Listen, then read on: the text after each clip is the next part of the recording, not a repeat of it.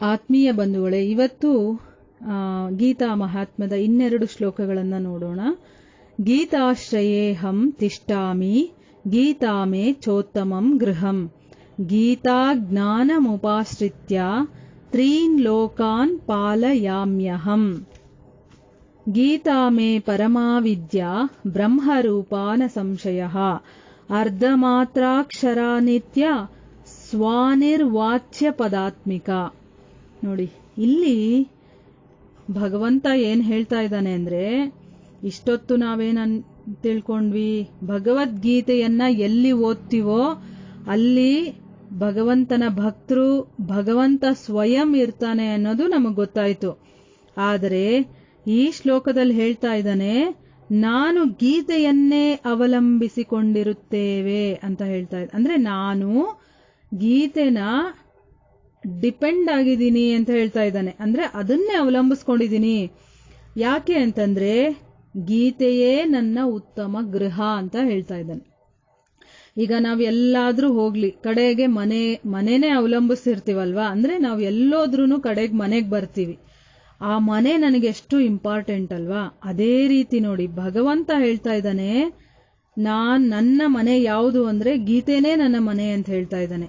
So ಈಗ ಅವನು ಈ 3 ಲೋಕಗಳನ್ನ ಸೃಷ್ಟಿ ಮಾಡಿದಾನಲ್ಲ, ಆ 3 ಲೋಕಗಳನ್ನ ಪಾಲಿಸ್ತಾ ಇದ್ದಾನಲ್ಲ, ಅದು ಯಾವುದನ್ನ ಆಶ್ರಯಿಸಿ ಅಂದ್ರೆ ಗೀತೆಯಲ್ಲಿರುವ ಜ್ಞಾನವನ್ನ ಆಶ್ರಯಿಸಿ ಮಾಡ್ತಾ ಇದ್ದಾನೆ. ಇವಾಗ ನಾವು ಗೀತೆಯ 18 ಚಾಪ್ಟರ್ ಓದಿದಾಗ ನಮಗೆ ರೂಲ್ಸ್ ಅಂಡ್ ರೆಗ್ಯುಲೇಷನ್ಸ್ ಏನು ಅಂತ ಗೊತ್ತಾಗುತ್ತೆ. ನಾನು ಈ ಒಂದು ಪ್ರಪಂಚದಲ್ಲಿ ಇರಬೇಕಾದ್ರೆ ನನ್ನ ಕರ್ತವ್ಯಗಳೇನು, ನಾನು ಯಾವ ರೀತಿ ಇರಬೇಕು, ಯಾವ ರೀತಿ ಊಟ ಮಾಡಬೇಕು, ಯಾವ ರೀತಿ ನಿದ್ದೆ ಮಾಡಬೇಕು, ಎಂತ ಟೈಮಲ್ಲಿ ಊಟ ಮಾಡಬೇಕು, ಎಂತ ಟೈಮಲ್ಲಿ ನಿದ್ದೆ ಮಾಡಬೇಕು, ಯಾವ ರೀತಿ ಆಹಾರವನ್ನ ತಗೋಬೇಕು, ಇದೆಲ್ಲ ರೂಲ್ಸ್ ಅಂಡ್ ರೆಗ್ಯುಲೇಷನ್ಸ್ ಭಗವದ್ಗೀತೆನಲ್ಲಿ ಇದೆ. ಅದಕ್ಕೆ ಭಗವಂತ ಹೇಳ್ತಾ ಇದ್ದಾನೆ, ನಾನು ಕೂಡ ಅದನ್ನೇ ಫಾಲೋ ಮಾಡೋದು, ಅದನ್ನ ಫಾಲೋ ಮಾಡಿಕೊಂಡು ನಾನು ಈ ಲೋಕವನ್ನ ಪಾಲಿಸ್ತಾ ಇದ್ದೀನಿ ಅಂತ ಹೇಳ್ತಾ ಇದ್ದಾನೆ. ಎಷ್ಟು ಗ್ರೇಟ್ ನೋಡಿ. ನಮ್ಗೆ ಈ ಒಂದು ಪುಸ್ತಕದಲ್ಲಿ ಭಗವದ್ಗೀತೆನಲ್ಲಿ ಇದೆಲ್ಲ ಇದೆ ಅನ್ನೋದು ಗೊತ್ತಾಗದೇ ಇದ್ರೆ ನಮಗೆ ಎಷ್ಟು ನಷ್ಟ ಅಲ್ವಾ. ನಾನು ಹೆಂಗೋ ಒಂದು ರೀತಿನಲ್ಲಿ ಇಷ್ಟು ದಿವಸ ನಡ್ಕೊಂಡು ಬರ್ತಾ ಇದ್ದೆ. ಆದ್ರೆ ಈಗ ನನ್ಗೆ ಎಷ್ಟು ಆಶ್ಚರ್ಯ ಆಗುತ್ತೆ, ಭಗವಂತನು ಭಗವದ್ಗೀತೆನೇ ಅವಲಂಬಿಸಿದಾನೆ. ಅಂಥ ಒಂದು ಗ್ರಂಥವನ್ನ ನಾನು ಓದ್ತಾ ಇದ್ದೀನಿ, ನಾನು ಕೇಳ್ತಾ ಇದ್ದೀನಿ ಅಂದ್ರೆ ನಾವೆಷ್ಟು ಪುಣ್ಯ ಮಾಡಿದೀವಲ್ವಾ. ಅದಕ್ಕೋಸ್ಕರ ಇಲ್ಲಿ ಕೃಷ್ಣ ಹೇಳ್ತಾ ಇದ್ದಾನೆ ನೋಡಿ, ನನ್ನ ಗೃಹ ಅಂತ ಹೇಳ್ತಾ ಇದ್ದಾನೆ.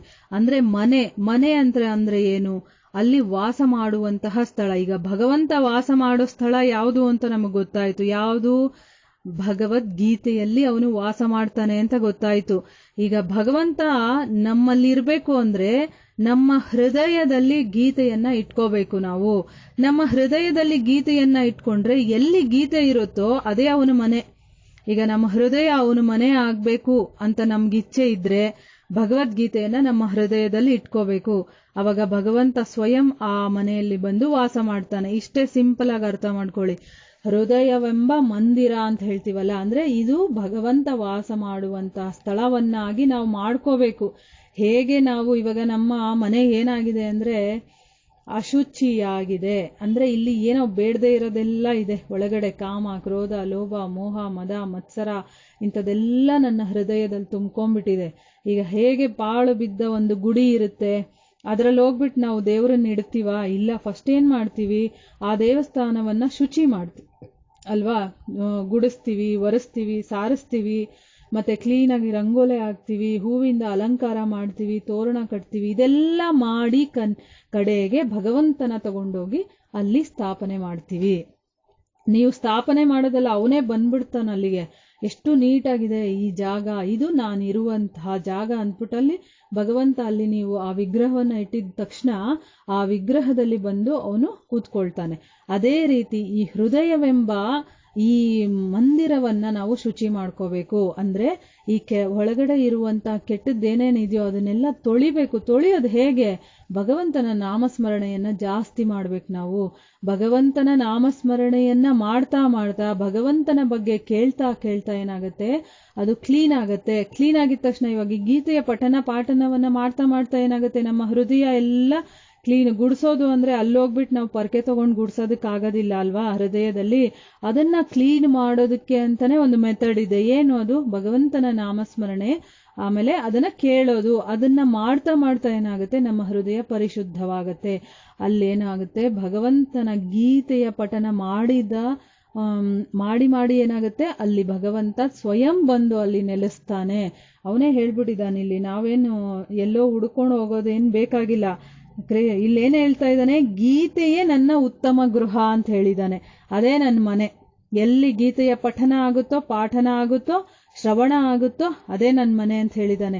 ಅಂದ್ರೆ ಗೀತೆಯಲ್ಲಿ ಅವನಿದ್ದಾನೆ ಅಂದ್ಮೇಲೆ ಅವನ್ ತಗೊಂಡ್ ಬಂದು ನಮ್ಮ ಹೃದಯಲ್ಲಿ ಕೂರಿಸ್ಕೋಬೇಕು ನಾವು.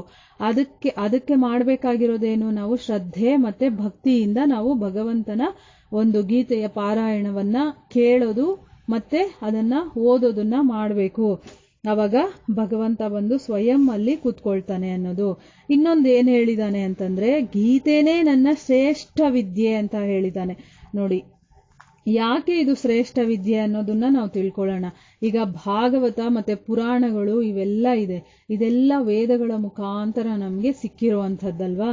ಇದು ಭಾಗವತ ಪುರಾಣ ಏನು ಅಂತಂದ್ರೆ ಭಗವಂತನ ಬಗೆಗೆ ಇದೆ. ಅಂದ್ರೆ ಅವನ ಲೀಲೆಗಳನ್ನ ಅದು ವಿಸ್ತಾರ ಮಾಡಿ ಹೇಳಿದೆ, ವಿವರಣೆಗಳನ್ನೆಲ್ಲ ಕೊಟ್ಟಿದೆ. ಆದ್ರೆ ಭಗವದ್ಗೀತೆ ಏನು ಅಂದ್ರೆ ಭಗವಂತ ಸ್ವಯಂ ನುಡಿದಿರುವಂತಹ ಗೀತೆ. ಅದಕ್ಕೆ ಅದು ತುಂಬಾ ಶ್ರೇಷ್ಠ ವಿದ್ಯೆ. ಯಾಕೆ ಅಂತಂದ್ರೆ ಭಗವಂತನ ಬಗ್ಗೆ ತಿಳ್ಕೊಳ್ಳೋದು ಅದು ಒಂಥರ ಬೇರೆ ರೀತಿ ಆಯ್ತು. ಇದು ಭಗವಂತ ಸ್ವಯಂ ನಮಗೋಸ್ಕರ ಹೇಳ್ತಾ ಇದ್ದಾನೆ. ಅಯ್ಯೋ, ನಮ್ಗೆ ಇನ್ನೂ ಕ್ಯೂರಿಯಾಸಿಟಿ ಇರ್ಬೇಕು. ಭಗವಂತ ಏನೋ ಹೇಳ್ತಾ ಇದ್ದಾನಲ್ಲ, ನಾವು ಏನು ಅಂತ ತಿಳ್ಕೊಬೇಕಲ್ಲ, ನಾನು ಕಲ್ತ್ಕೋಬೇಕಲ್ಲ, ಅದನ್ನ ನನ್ನ ಜೀವನದಲ್ಲಿ ಅಳವಡಿಸ್ಕೋಬೇಕಲ್ಲ ಅನ್ನೋ ಒಂದು ಕ್ಯೂರಿಯಾಸಿಟಿ ನಮ್ಮಲ್ಲಿ ಬರಬೇಕು. ಯಾಕೆ ಅಂದ್ರೆ ಎಲ್ಲೂ ಭಗವಂತ ಸ್ವಯಂ ಬಂದು ಹೇಳಿಲ್ಲ, ಆದ್ರೆ ಭಗವಂತ ಇಲ್ಲಿ ಅರ್ಜುನನ ಮೂಲಕ ನಮ್ಗೆ ಹೇಳ್ತಾ ಇದ್ದಾನೆ ಕೃಷ್ಣ. ಅದಕ್ಕೋಸ್ಕರ ನಾವು ಅದನ್ನ ಆಲಿಸ್ಬೇಕು, ಅದನ್ನ ಕರೆಕ್ಟಾಗಿ ಫಾಲೋ ಮಾಡ್ಬೇಕು. ಅದಕ್ಕೆ ಇಲ್ಲಿ ಏನು ಹೇಳಿದಾನೆ, ಶ್ರೇಷ್ಠ ವಿದ್ಯೆ ಅಂತ ಹೇಳಿದಾನೆ. ಪ್ರಣವ ಸ್ವರೂಪನೂ ನಾನೇ ಅಂತ ಹೇಳಿದಾನೆ, ಶಾಶ್ವತನೂ ನಾನೇ, ಮತ್ತೆ ಅನಿರ್ವಾಚ್ಯ ಪದಾತಿಕವೂ ನಾನೇ. ಅಂದ್ರೆ ಏನು, ಯಾರು ನನ್ನನ್ನ ಹೊಗಳೋದಕ್ಕಾಗಲ್ಲ, ಬಾಯಿಂದ ನನ್ನ ಬಗ್ಗೆ ಈ ರೀತಿ ಅಂತ ಹೇಳಕ್ಕಾಗಲ್ಲ. ಭಗವಂತ ಇದೇ ರೀತಿ ಇದ್ದಾನೆ ಅಂತ ಪದಗಳ ಮೂಲಕ ನಮ್ಗೆ ಅದನ್ನ ವ್ಯಕ್ತಪಡಿಸೋದಕ್ಕೂ ಆಗಲ್ಲ. ಆ ತರ ಒಂದು ಬ್ರಹ್ಮರೂಪ ಏನಿದೆಯೋ ಅದು ಈ ಗೀತೆನೆ ಅಂತ ಹೇಳ್ತಾ ಇದ್ದಾನೆ. ಯಾಕಂದ್ರೆ ಭಗವಂತ ಶಾಶ್ವತ, ಅವನು ಓಂಕಾರ ಸ್ವರೂಪ ಅಂತ ಹೇಳ್ತಾರೆ, ಆಮೇಲೆ ಜ್ಞಾನದ ಸ್ವರೂಪ ಅಂತ ಹೇಳ್ತಾರೆ. ಈ ತರ ಬೇರೆ ಬೇರೆ ಬೇರೆ ರೀತಿಗಳಲ್ಲಿ ಭಗವಂತನನ್ನ ವರ್ಣನೆ ಮಾಡ್ತಾರೆ.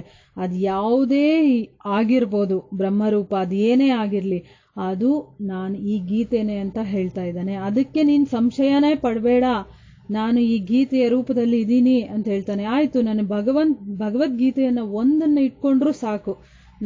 ನಾನು ಅವತ್ತೇ ಹೇಳಿದ್ದೀನಿ ಒಂದು ಸರಿ, ಅಲ್ಲಲ್ಲಲ್ಲಲ್ಲಲ್ಲಿ ತೋಡೋ ಬದಲು ಒಂದು ಕಡೆ ನೀವು ಬಾವಿಯನ್ನ ತೋಡ್ದಾಗ್ಲೇ ನಿಮಗೆ ನೀರು ಸಿಗೋದು, ಅಲ್ಲಲ್ಲಲ್ಲಿ ನೀವು 50 ಕಡೆ ತೋಡಿದ್ರು ನಿಮಗೆ ನೀರು ಸಿಗೋದಿಲ್ಲ. ಅದಕ್ಕೆ ಏಕನಿಷ್ಠೆ, ಏಕದೇವರು, ಒಂದರ ಮೇಲೆ ಶ್ರದ್ಧೆ ಇರಬೇಕು ನಮಗೆ. ಆ ಶ್ರದ್ಧೆಯನ್ನ ಇಟ್ಟು ನಾವು ಯಾವಾಗ ಎಲ್ಲದರಲ್ಲೂ ನಮಗೆ ಗೌರವ ಇರಬೇಕು, ಆದ್ರೆ ಒಂದು ಕಡೆ ಶ್ರದ್ಧೆ ಇರಬೇಕು. ಇಲ್ಲಿ ಕೃಷ್ಣ ಏನ್ ಹೇಳ್ತಾ ಇದ್ದಾನೆ, ನಾನು ಈ ಗೀತೆಯ ರೂಪನೇ ನಾನು ಅಂತ ಹೇಳ್ತಾ ಇದ್ದಾನೆ. ಇದಕ್ಕಿಂತ ಬೇಕಾ? ಭಗವಂತ ಸ್ವಯಂ ಹೇಳ್ತಾ ಇರೋದ್ರಿಂದ ಇದನ್ನ ನಾವು ನಂಬಲೇಬೇಕಾದಂಥದ್ದು. ಸೊ ಇವಾಗ ನಮ್ಗೆ ಗೊತ್ತಾಯ್ತು, ಭಗವಂತ ಗೀತೆಯಲ್ಲಿ ವಾಸ ಮಾಡ್ತಾನೆ, ಮತ್ತೆ ಆ ಭಗವಂತನ ರೂಪನೇ ಗೀತೆ ಅಂತ ನಾವು ತಿಳ್ಕೊಂಡು, ಅದಕ್ಕೋಸ್ಕರನೇ ಭಗವದ್ಗೀತೆಯನ್ನ ತುಂಬಾ ಶ್ರೇಷ್ಠ ಅಂತ ಹೇಳ್ತಾರೆ. ಅದಕ್ಕೋಸ್ಕರನೇ ಎಲ್ಲರ ಮನೆಯಲ್ಲೂ ಭಗವದ್ಗೀತೆ ಇರ್ಬೇಕು. ಭಗವದ್ಗೀತೆ ಅಂತಂದ್ರೆ ಏನು, ಭಗವಂತ ಸ್ವಯಂ ನಮ್ಮ ಮನೇಲಿ ಇದ್ದಾನೆ. ಅವನಿದ್ಮೇಲೆ ನಾವು ಯಾವ ರೀತಿ ನಡ್ಕೋಬೇಕು, ಯಾವ ರೀತಿ ಇರಬೇಕು ಅನ್ನೋದು ಕೂಡ ನಾವು ಇಂಪಾರ್ಟೆಂಟ್ ಆಗುತ್ತೆ. ನಾವೆಷ್ಟು ಗೌರವ ಕೊಡ್ಬೇಕು ಅವಾಗ ಭಗವದ್ಗೀತೆಗೆ ಅನ್ನೋದನ್ನ ನಾವು ತಿಳ್ಕೋಬೇಕು. ಹರೇ ಕೃಷ್ಣ.